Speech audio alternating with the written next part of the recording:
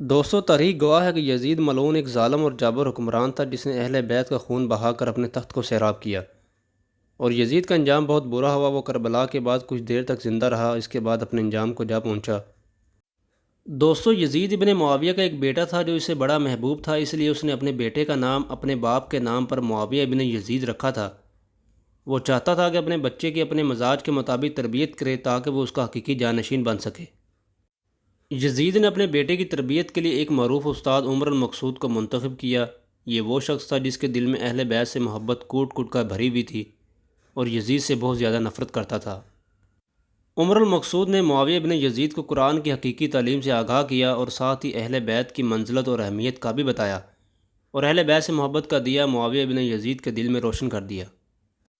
جب معاویہ 20 سال کی عمر کو پہنچا تو اس کا والد یزید مر گیا اور معاویہ نے اپنے باپ کی حکومت کو سنبھالا۔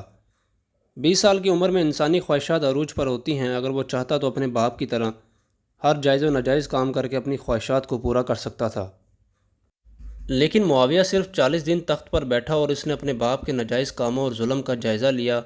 اس کو پتہ چلا کہ میرے باپ یزید نے اسلام کو بہت زیادہ نقصان پہنچایا اور اہل بیت کا خون بہا کر اپنے تخت کو تر کیا، تو اسے اپنے باپ کے کاموں سے نفرت ہونے لگی، اور اس نے فیصلہ کیا اور اس نے حکومت کے عہدیداروں اور عوام کو مسجد میں اکٹھا کیا اور خود منبر پر جا بیٹھا۔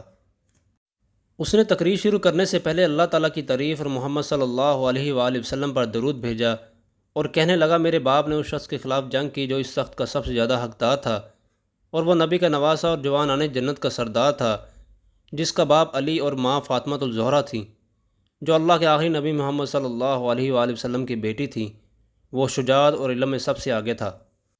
اس کا باپ علی سب سے پہلے ایمان لایا اور وہ رسول اللہ صلی اللہ علیہ وآلہ وسلم کے سب سے زیادہ قریب تھا، اور وہ رسول اللہ صلی اللہ علیہ وسلم کا چچا زاد بھائی اور فاطمہ الزہرا کا شوہر اور امام حسن اور حسین کا باپ تھا۔ پھر میرے باپ نے ان کے خلاف جنگ کی تو تم سب نے میرے ظالم باپ کا ساتھ دیا، اور وہ اس وقت تک قابض رہا جب تک اسے موت نے آ نہیں لیا۔ میرا باپ اپنے اعمال اور بدکرداری کی وجہ سے ہرگز اس کا اہل نہیں تھا، اور اس کا نفس اسے بدترین کاموں کی ترغیب دیتا رہا۔ وہ اپنے برے کاموں پر بھی فخر کرتا تھا اور اللہ کی بتائی ہوئی حدود سے تجاوز کی۔ وہ ایک ظالم حکمران تھا۔ رسول اللہ صلی اللہ علیہ وآلہ وسلم کی اولاد پر اس نے بدترین مظالم اٹھائے، لیکن اس کی مدت بہت ہی تھوڑی تھی اور جلد ہی اس کی شرمناک موت ہوئی، اور آج وہ اپنے اعمال کے حساب و کتاب میں الجھا ہوا ہوگا۔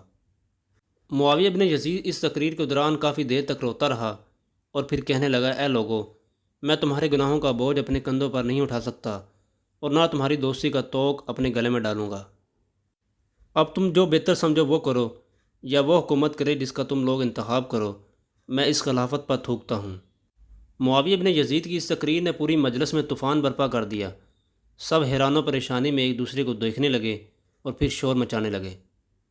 اس پر منبر کے قریب بیٹھے مروان نے اعتراض کیا۔ معاویہ ابن یزید نے غصے سے کہا تم مجھ سے دور ہو جاؤ، کیا تم مجھے میرے باپ یزید کی طرح گمراہی اور ظلم و جبر پر زور دیتے ہو؟ میں تمہارے گناہوں کا بوجھ نہیں اٹھا سکتا۔ اگر یہ خلافت کوئی نفع کی چیز ہے تو افسوس، میرے باپ نے اس کے ذریعے صرف اپنے گناہوں اور بدبختی میں اضافہ کیا۔ اگر یہ نقصان دہ چیز ہے تو پھر جو بدبختی میرے باپ نے سمیٹی ہے وہی کافی ہے۔ یہ کہہ کر وہ زار و کتار رونے لگا اور منبر سے نیچے اتر آیا۔ بنو امیہ جس کے لیے یہ واقعہ بہت بڑا اور خطرے کی علامت تھا، وہ معاویہ بن یزید کے وہ استاد جنہوں نے ان کی تربیت کی تھی ان کے پاس گئے اور کہا کہ تم نے ہی معاویہ کو بھڑکایا ہے، تو انہوں نے ان کو بھی قتل کر دیا۔ خواتین و حضرات، اس واقعے سے ہمیں پتہ چلتا ہے کہ بچے کی تربیت کے لیے ایک اچھے استاد کا ہونا بہت ضروری ہے۔